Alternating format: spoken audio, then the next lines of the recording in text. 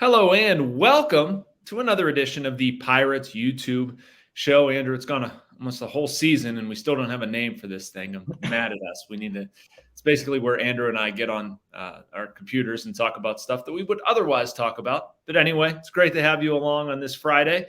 We're recording on a Thursday on the off day, and we are, as always, brought to you by the North Shore Tavern. My favorite place. If you love baseball, you'll also love the North Shore Tavern. The interior, it's wall-to-wall Pirates. Their appetizers, food, entrees, cocktails, and, of course, steak and seafood on a sizzling lava stone. Open every day. The North Shore Tavern across from PNC Park is Pittsburgh's home for steak on a stone. So, Andrew, we were both at PNC Park yesterday trying to figure out what the heck to do. It was one of those news vomit days or whatever you want to say. And there's a lot to get into. Where do you want to start? I feel like we should probably start with Kutch, but where do you want to start? Yeah, there's so many places even to just start with Kutch. But I mean, the first place my mind goes to is, I guess, how kind of surprising this was for me, just given the way that, it was, when he came out of the game a couple of days ago, it was okay. He pulled up running into second with a double, and it was, all right, we talked to him post-game. And he was like, I'm fine. And, you take a guy at face value for the most part when they say that. And obviously, you and I and Andrew McCutchen, we're not medical experts, but when a guy says he's okay, I tend to take him at face value. Sure. And unfortunately for his sake, was not the case. So that's, I guess, where it was just most surprising to me is that, one, that he actually was injured more than just like pulling a cramp or pulling your Achilles or something like that, that it was actually pretty darn serious, obviously, with the partial tear there. Something that's going to have him in the walking boot for 6 months. For me, the word that comes to mind is just surprise. How about you? How do you react to all this? Yeah, surprise, disappointment. I not that I pretend to be some sort of Andrew McCutchen whisperer or be the guy's best friend or anything like that. But, I feel like we have gotten a pretty good sense of what he's about, and he was not happy with it. And I don't blame him for being not happy with it. And you're there stuck on 299 home runs. He's 36 going on 37. This is obviously something that, in a vacuum is a very small thing, but also you look at this, you look at the elbow, you look at how the production has tailed off over the past 2 months. How do you not think about what this means for my career, for my future with the Pirates? Like, you can go down kind of a dangerous road. So I immediately went there. Honestly, okay, it's a surprise. I've seen a lot of professional athletes, specifically baseball players, say, "Oh, I'm fine. There's nothing wrong. I'm fine. I'm fine. I'm fine." And then, you get the news and they're done. So I'll go to the scene that I saw. We're waiting on Todd Tomczyk in the interview room at PNC Park. And, I had sort of a feeling Kutch is going to go on the IL or whatever. But, I leave the media room, look out in the hallway, and I see Andrew McCutchen in a walking boot talking to Christian Yelich. Obviously, Kutch played for the Brewers and knows Yelich. I just didn't expect to see that. And I didn't expect to hear in a walking boot for 6 weeks, season done, that sort of thing. So I've got some thoughts on how the Pirates and McCutchen can maneuver out of this. But yes, I would say in the immediate aftermath of it or whatever, I was pretty shocked. Yeah, you're giving us a little preview there about what you wrote about I am. Thursday's piece. I am, yeah. So anybody watching this has probably already read the column, or hopefully has already read. That sounds egotistical. Has hopefully already read the column where I endorse Andrew McCutchen playing first base. And I think it makes sense. I genuinely do. We've seen guys do this.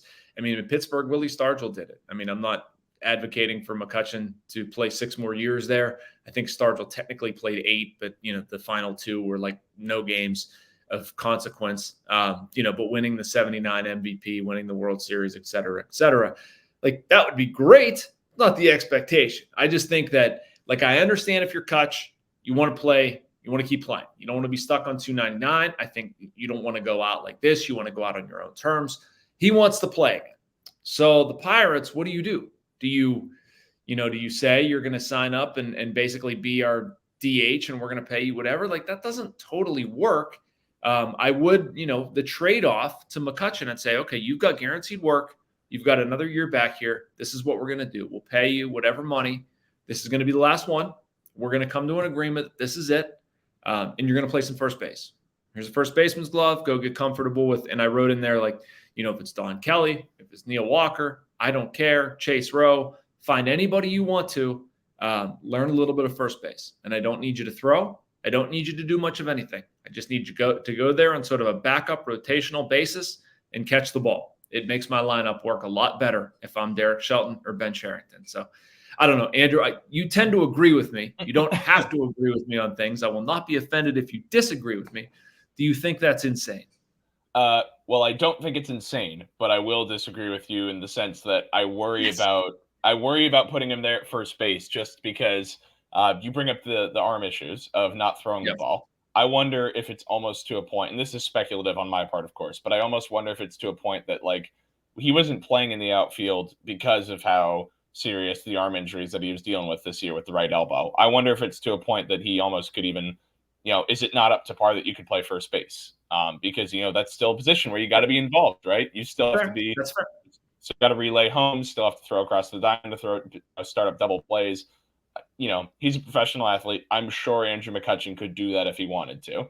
But for however many games, and I guess that's another dovetail conversation would be, how many games are we talking to Andrew McCutchen to play first base? Because I'm sure there would still be a lot of DH sprinkled in there. Yeah. I would have no problem if he was your everyday DH or in the lineup 4 or 5 times a week.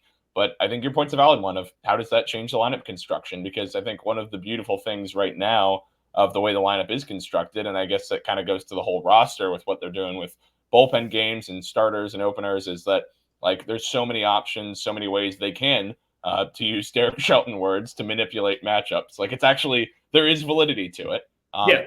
And if Andrew McCutchen is pigeonholed as your everyday DH, that's a concern. I just have another concern of, I don't know if that arm or the body in general is in a position that he could be playing a lot of first base. That's just a concern of mine, I think. No, I think that's completely valid. And you know what? If he can't throw at all, then yeah, there's a problem there. I think you have to have a certain level of throwing. But, with the Achilles, I worry about the movement and covering a lot of ground. I think it's a different type of throwing. I would argue that it is limited throwing. You need to be accurate, but you don't need to have a cannon. Can he do enough to be accurate fielding a ground ball and throwing, 90 feet, give or take, to home plate to, get an important out late in the game? I mean, you're probably going to get defensive switched anyway, and that's fine. And again, I'm not arguing, and I wrote this in the piece, this is not an argument for the Pirates to say, oh, we don't have to spend money because we can get Andrew McCutchen back for whatever. And, we're not going to go address first base. No, I mean, absolutely address first base with a primary hitter in the lineup. What I'm talking about is maybe he gives that guy a day off once a week, twice a week. That guy can go DH or something like that. You're going to have O'Neal Cruz coming back from injury. You might want to give him a little bit of break. You might want to, I don't know what's going to work out with Henry Davis in right field and where he goes, or Endy Rodriguez or Brian Reynolds. You just want that spot to not be allocated to one guy who that's all he can do.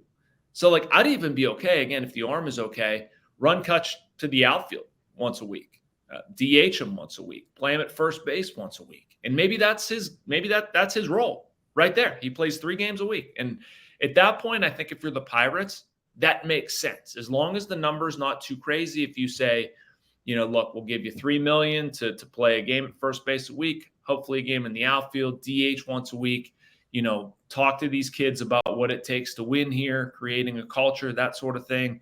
To me, there's value in that. If I'm Ben Cherington, if I'm Bob Nutting or whomever, I don't think it looks good if this is it. I don't think it can be it. I don't think fans would respond well if Kutch didn't come back. But if I'm the Pirates, I certainly, it's not a blank check. It's not just, oh, you get the DH position to take it and do whatever you want. I need certain things to make my lineup work a certain way. So yeah, there's a lot of moving parts with that. I think it's a very interesting topic. I think there's also a ripple effect, for this offseason, just like there was for this year. What happens to Connor Joe? What happens to Miguel Andujar? Do they have actual roles on the team? If McCutchen comes back, it's hard to see that. At some point, you do have to turn playing time over to younger players, which they've certainly done. I'm glad they've done it. They need to do more of it. So, yeah, there's just a lot of layers to it. Yeah, there's a lot to it. And you mentioned the Connor Joe element. It's there's the thought process of, okay, first base, how do you approach this offseason? Because look what they did last year of going, okay, we're going to get Carlos Santana, we're going to get G-Man Choi. I don't know how they're going to approach that. I'm asking the same questions as you. That's where my mind goes. And here's the fascinating part to me, Andrew. If you would take, let's use a Mike Tomlinism, nameless gray faces, right? Like if you remove the names from Connor Joe or Andrew McCutchen, they're sort of the same player. One is cheaper and 4 or 5 years younger and a heck of a lot more durable. But he's not Andrew McCutchen. So you don't know that.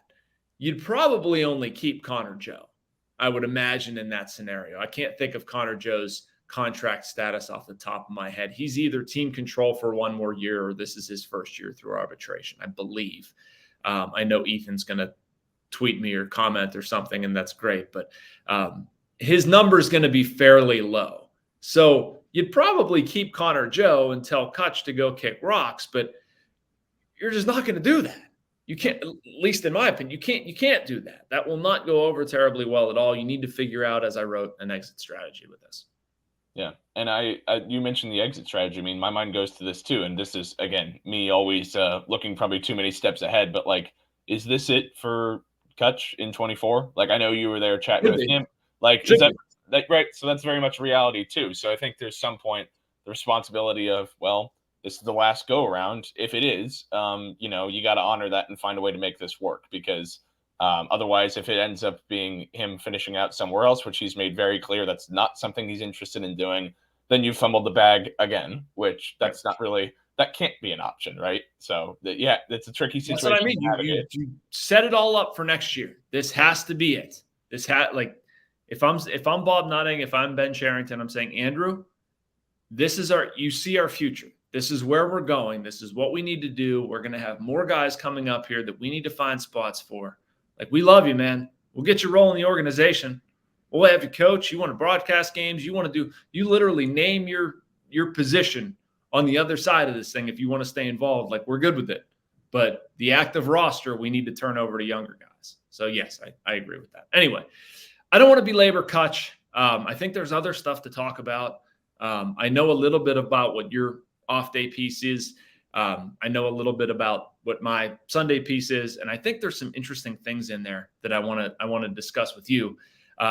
Without knowing what I came up with, we're going to have, I think, 19 games left after the Braves series is what I wrote. I think there's a lot to learn with this team. What do you still want to know? There's a lot of I'm totally putting you on the spot, and I love it. Come up with something. No, it's great. No, because I remember you were asking me about this yesterday. We were just kind of like spitballing ideas, and my mind went to, I want to learn, like, what exactly do you have in a couple of the different rotational members, right? So I still go to Luis Ortiz and Bailey Falter are these guys, because right now they've both been used with openers and as starters. So those are guys I want to learn. Are these not frontline starters, but are these guys you can pencil in as your 3, 4, 5 starter? Or are they bulk long men in a rotation next year? That's a huge question mark for me. But another one that I go to too is you look at the younger guys. Like, I want to see Henry Davis come back and see, does he get any chance at catcher? I'd be shocked if that happens. I'm sure when he comes back, he'll be back in right field. But I'd like to see him come back and see if he can finish the year strong. Same goes for Endy Rodriguez at the plate. Yeah. These are two guys that have shown flashes, but the consistency altogether hasn't been there. So that's one place where my mind goes is I would like to see what do you get out of these two guys? Can they show contributions at the plate? So I guess, both the guys with catching backgrounds and the two starters. Quit stealing my story. Come up with something else. Let's go. I did it. I stole Jason's story. It's already filed. You can't steal it. No, I get you though. I'm with you. Yeah. What else? Where else am I going to go? Good question. I'd like to see more Jared Triolo. That's something that I'm interested in. Off the board. He goes off the board with the selection. Yeah, that one just came out of the. I pulled that out of the holster, I guess you would say. Yeah. So where does Triolo play? I don't know. That's a fascinating question, isn't it? Good thing he brought 4 or 5 gloves, right? Dude, I don't know what you do with Triolo. I agree with you that he needs to play. He needs to see how his swing, I don't want to call changes, maybe refinement. He talked more about pitch selection being a driver behind what he's doing, but he needs to have more power. He can't be a singles guy. The OPS can't start with a 6. So what position do you play while you're doing that? It's hard, man. It's hard to see. I guess second base, if that's where they prefer him up the middle. I don't totally understand what's happening with like Alika Williams and Vinny Capra. I don't know what we're doing here. Capra's 27, Alika Williams. I looked this up this morning, Andrew. 069 off of lefties. That atrocious. Like a batting average in the low twos. You can switch Peguero to shortstop and play Triolo at second, or flip-flop the two of them. That's fine. I think you've got to get another look at Nick Gonzales. That's something else that I put in there in like questions and unfinished business or whatever. Like at some point, he's got to come up. He was sent down, and he's been really good for the Indians in that time. I don't understand why we're allocating reps to Alika Williams and Vinny Capra. I think that'll probably change in time. I'm with you on Triolo. I just don't know where he plays. I really don't. I mean, Alfonso Rivas has been fine defensively at first base. The hitting is kind of come and gone. I think I'm going to play Connor Joe most days somewhere. He's been fairly productive. When Henry Davis gets back in right field, okay, that's something. I think it's also very important to take a look at Miguel Andujar and what he does. I don't know if there's anything there. Maybe there is. There's been power at times, obviously, but and you would want somebody like that if you're hugely productive with that sort of position profile. I just don't know. And I guess another guy that I didn't bring in there is Ji-Hwan Bae. Really good game yesterday. I think adds a lot, but I don't know where he plays. I don't know what he does. And, if he's in your lineup, it's probably in the outfield. I don't know. Maybe in the infield. I think I'd prefer him in the outfield, but then what does that mean for Reynolds and Suwinski? I don't know. I've talked myself into a circle. Yeah, I think that's a key point to hit on is like talking yourself into a circle. For me, it's like there's some of these guys. It's a question of are they everyday starters or are they utility guys? And like that's a big question, I guess. For you mentioned a Ji-Hwan Bae. For me, a Jared Triolo. Like just to kind of go back to the point about Alika Williams. It's like to me, I've seen enough from Alika. I really like what he does defensively. The bat has developed a lot, but like it's still probably not quite up to snuff for everyday major league competition, and he's getting run out there a lot. Right. I would like to see Triolo get time there at short too. I mean, I have no problem with that. He's played it in the minor leagues. He's been above average there too. He's just a good fielder in general. So I think he's capable of playing there. And Peguero, to bring up him, he's been very good defensively at short too, like more so than I expected. I mean, I think it's just been the one error. I think that's off the top of my head that he's made all season in the big leagues after that was two now. So, two. Right. So compare that to last year in minors when he had 31 total. Yeah. I know it's obviously a much smaller sample size, but like he's really cleaned things up defensively. I got no problem with him at short, at the very least at second. Like I think I've seen enough out of Alika Williams that I can put Triolo there and would like to see him get a chance there. But the question is, how do they use him? Not just the rest of the year, but moving forward into 24. Is that in a Ben Zobrist role for what he did for the Cubs, where it's like you're this everyday utility guy, but you're just moving around everywhere? I could see Triolo doing really well in that role. I could also see Bae doing some kind of hybrid role like that. There's a lot of options there. So a lot to keep track of. Yeah, I didn't really wrap my mind around that as much as I should have. You could probably make one of those guys Ben Zobrist, right? And I feel like this is also a hallmark of Derek Shelton's managerial tenure. It's like everything relates back to Ben Zobrist. Ben Zobrist gets mentioned like once a week in our media scrums with him, I feel like, which is fine. I like Ben Zobrist as a player. It's not a criticism. Like, great, fine. I think it's fun. And I think with what the Pirates do, that's probably applicable. But it is funny how much it leads back to Ben Zobrist. And you could pick one. I think I'd go with Triolo. Would he be your preferred like Swiss Army knife guy over Bae? Yeah. I think I'd rather see Bae pick a position and learn it. Yeah, and Bae, maybe it's center field, and maybe that's the spot. I mean, and that's a whole nother conversation of how do you use Jack Suwinski? Is he not an everyday guy because of the struggles against lefties? Like Bae has shown he can hit lefties decent. Maybe that's some semblance of a platoon out there. Maybe not a true traditional one, but like maybe Bae in the outfield. Because I haven't been truly impressed by what he's done at second base. He's been fine, but like they've had a lot of guys they've put at second that have been fine, and I think it's the bigger question is how do you construct that roster and that middle infield once Cruz is back in the fold in 24? But that's a very different can of worms to open, which I'm sure we'll either open on this one or again in a week whenever we get more news on O'Neill Cruz. But that's an entirely different convo. Changing by the week, my friend. Changing by the week. I hope he continues. I really want to see him. If they would pack it in and just say the heck with it, I completely understand. I wouldn't blame them at all. At the same time, like I do get, and I'm guessing this is probably O'Neill saying like, I want to play. I want to play. I want to be out there. This is my job. I respect that. So I'm glad to hear what Todd said yesterday. Todd Tom's like the Pirates director of sports medicine about they're checking out like different orthotics, different ways of running, basically ways for O'Neill to do this safely. That was comforting for me because I mean, if you're going to do this, then you clearly need to find a way to do it in a safe way. And we might get a couple of games out of O'Neill Cruz to watch and analyze. So that's never a bad thing. Yeah, and maybe it's just as a DH. Maybe that's just getting him in the box for a couple of games. Maybe it's not playing shortstop, but like that still has value, right? Like I think any of these games have value at the tail end of it, and Sure. segueing that into whatever it looks like in October or November baseball for him outside of MLB competition, like that's valuable too. So I mean, we saw him running yesterday. That's the second time I believe this week. So Yep. there's still a few hurdles for him, some boxes to check off there, but certainly something to keep your eyes on. All right, so let's talk a little pitching here. We've done a lot of position player stuff early on, outside of maybe mentioning the needing to figure out what you have with Ortiz and Falter and whatever. I think this is an underplayed storyline this season, Andrew, where we've talked a lot about the pitching that they don't have. They traded Rich Hill. Vince Velasquez has been hurt. Same for JT Brubaker and Mike Burrows. All this rotation depth has gone away. You've had bullpen guys. You look at their opening day bullpen. Chase DeYoung, Will Crowe, Dwayne Underwood Jr., Rob Zastrisny, all gone, because of basically poor performance, injury, or both. They've turned it over a lot. But I would also argue, at least right now, they've gained a lot of pitching too. I think maybe we don't realize it as much, but you mentioned Bailey Falter has been very good. I like the role that he's played. I'm still curious on Andre Jackson. I like the Thomas Hatch claim. Again, not presenting these guys as like number 2 or number 3 starters.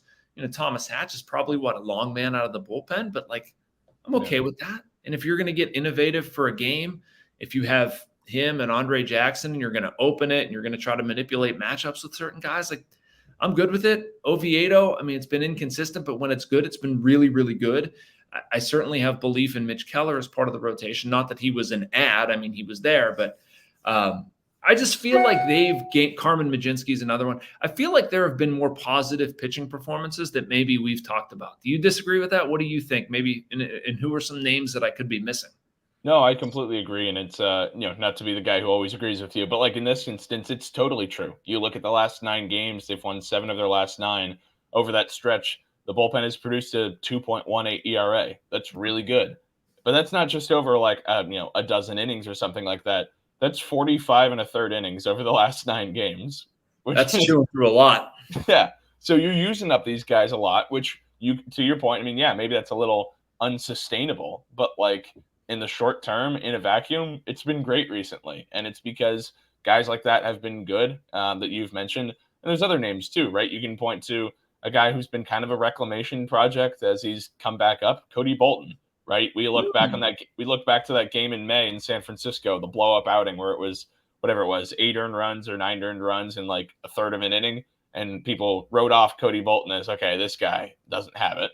Well, since then, whenever he's come up, he's been very good. And that's been the case again recently. Plays a role in the win on Wednesday. He's a name that comes to mind too.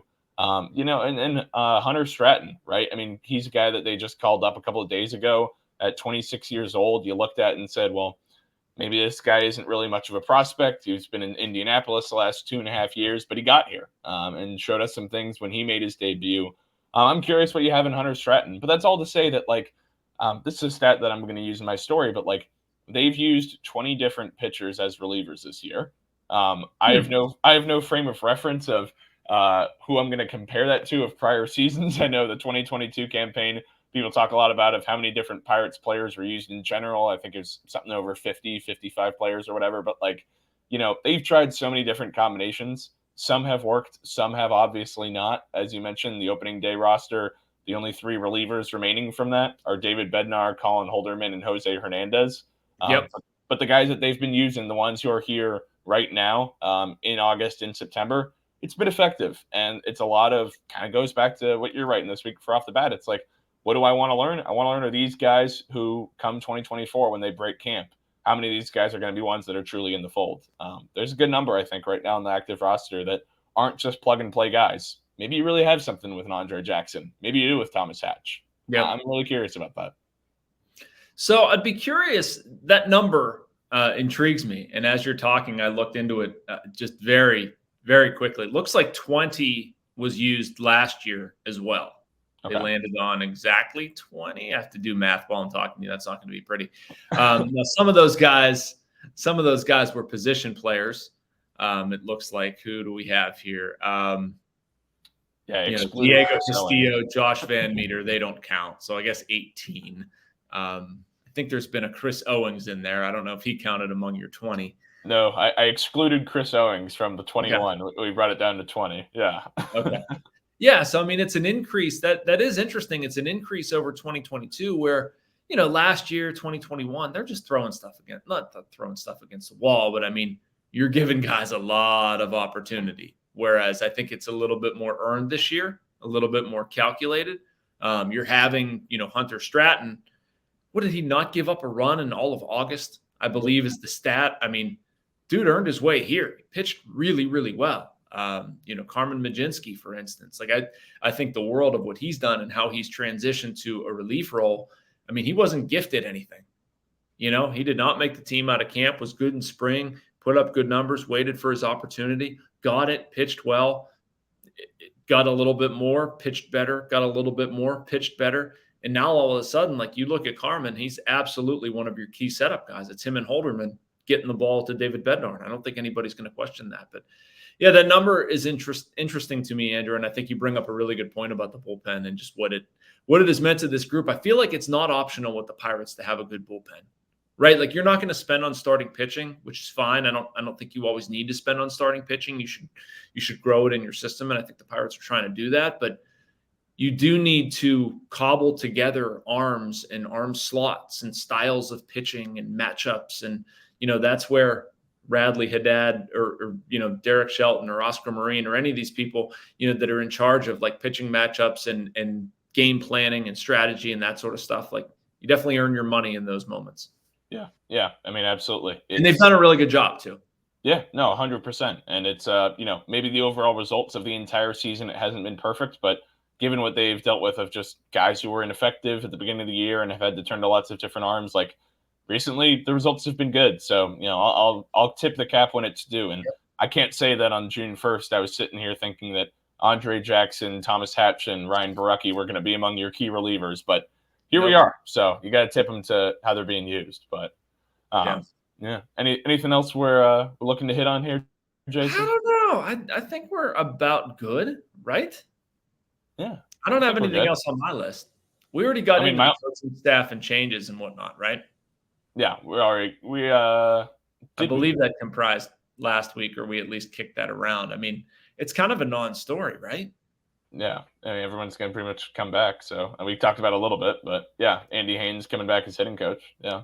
And that's such a weird dynamic to me. And Shelton did talk about this the other day. These are fresh comments that we haven't gotten through, but how it's so easy to blame the hitting coach and the frustration over Andy Haynes. Like, can't both be true? Can't people be frustrated that guys have not made enough individual performance, but the Pirates are winning? So that's one of those things that I don't feel like I have a hot take on. Where if you look at the Pirates objectively and you say you won 62 games last year, right now I believe they're on pace to win 75. If you go from 62 to 75, how much hell are you going to raise in that clubhouse? Like, you're going to go firing people? You've just improved by 13 wins. And a lot of what they did in the offseason, spending money, free agents or whatever, again, not to say that they were the Yankees because they were not, but your performance is driven by young guys getting better, figuring it out, and some progress made. So, I get that. I also get watching them strike out so many darn times and getting frustrated by it by looking at called third strikes and looking at kids that, have not realized their potential. Like I look at Endy, Henry, Neither OPS is over 650. I look at Jack Suwinski, and I'm thinking like, look at Brian Reynolds and some of the regression that he's experienced up until recently. Brian Hayes, where he had been offensively prior to August 1.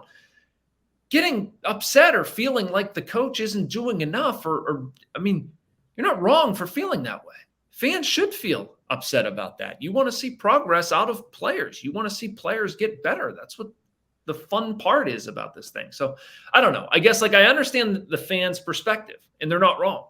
I understand the team's perspective, and they're not wrong. This is just a sort of a weird gray area that all of this stuff is seemingly fallen into. Yeah, you said it. Both things can be true. I mean, I stand at a point probably of, Andy Haynes, for the most part this season, has maybe been given too much blame than is deserving. But then there's also when you watch a game where Jack Suwinski takes another called third strike on the black, where you're like, well, a lot of guys are keeping bats on the shoulders. Like, I don't know. You worry. I guess where my mind goes to is this the correct staff to have in place for the next step of where this team wants to go? And that's a question that I can't answer, right? I'm not the guy making the $1 million decisions, but that's a different conversation of, is this the group in the clubhouse that they feel confident in can help them get back to the playoffs? Or is this a placeholder group? That's not my decision to make, but it's where my mind goes of they've helped them make strides. They've helped them grow a little bit and take steps forward this season. Can they help them get to the next step? That's why I think it's a little bit too quick trigger to say after the 2023 season, we need to make changes. But next season's a huge one. We all know that. But I think for this coaching staff, it is incredibly big. Yes. Not just for the pitching coach, not just for the hitting coach, but for Shelton, for everybody involved. The next year is the one that this is all about to me. It's kind of a moot point, I feel like, for 23. Well, I mean, if you're not 5 years into a rebuild, coming off a 12 or 13 win improvement, if your goal isn't over 500, I don't know what you're doing. Yeah. You know what I mean? It has to be. It has to be. And that has to frame their offseason. That has to frame development. That has to frame how you use Paul Skeens. That has to frame a lot of your decision-making going into 2024, right? I understand this year being a transitional year, and that's what it was. You saw some good things, you saw some bad things, you saw some development, you saw some steps backward, you saw some questions being asked. Okay, great. But year five, that better be over 500.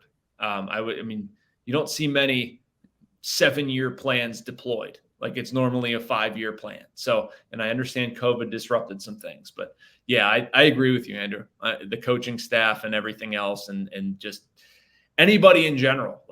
I've preached patience with fans and letting things play out, and they need time, and you need prospects to come up and mature, and it's not always linear and all this junk. And well, I shouldn't say junk. It's not junk. It's the truth. But that's off next year. Win games. You have to win games. You have to, clear 500, in my opinion. Yeah. Anyway, that was a rant. No, it was a good one. It's a nice one to finish on, I think. I don't mean to cut you short or nothing, but I feel it's kind of a good soliloquy to end on. I kind of like that. All right. We'll close it out with that. Thank you for watching. As always, we enjoy doing these. I always enjoy talking ball with Andrew, at least in this setting too. We do it all the time in the press box and whatever else, but it's nice to have the cameras on. We are sponsored, as always, by North Shore Tavern. Explain that. Make sure you like, subscribe, do all that stuff, and to make these videos continue to be popular. And thank you so much for your listenership and viewership and all that stuff. So for Andrew Destin, I'm Jason Mackey. We'll talk to you next week.